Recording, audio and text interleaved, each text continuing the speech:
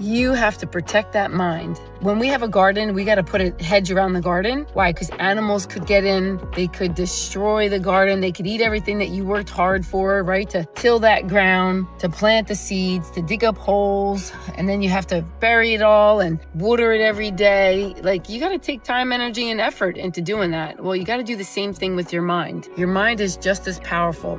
It's a really interesting similarity. When you are a hoarder or you clutter, right? Because I cluttered a lot. And basically, I would think that I needed it at some time and I just wanted to have everything at hand if I needed something, because I had 7 foster kids too. Because I always prayed and said, God, if anybody needs love, just put them in my path because I'll love them with your love. However, I became a clutterer. I just started to clutter too much and it wasn't good. So I had to realize that I need to clean out my life. You don't realize your mind can be the same way. You got to clean out your mind too.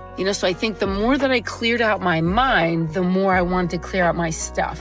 So I hired a woman who's helping me declutter and clean out. Now, I'm going to tell you, this takes a process. Progress is a process. You have to declutter the mind first to know that you're worthy, that you're enough, that you have value. If you don't see value in yourself, how can you add value to yourself? It's one of John Maxwell's favorite quotes. I love that, and good management of bad experiences leads to great growth. Another John Maxwell quote. You have to take the bad things and shift them, shift your perception. I want to say not your identity, but kind of. You almost have to let go of your old identity, of your old belief system of scarcity and fear, and take on a new one of what you want to be, right? I wanted to be free of all that weight and damage and pain that I was carrying. You could carry it a long time. That's when we live in a victim state and it's just unhealthy, So me decluttering my salon, I have these 2 big rooms, I'm decluttering everything and it's so freeing. There's something to say, the weight that comes off of you.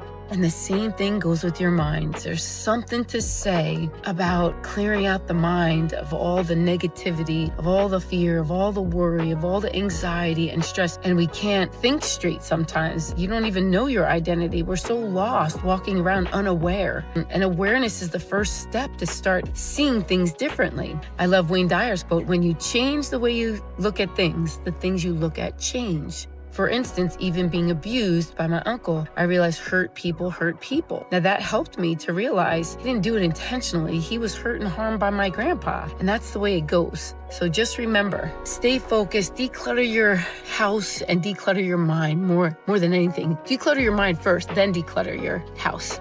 Have a great day.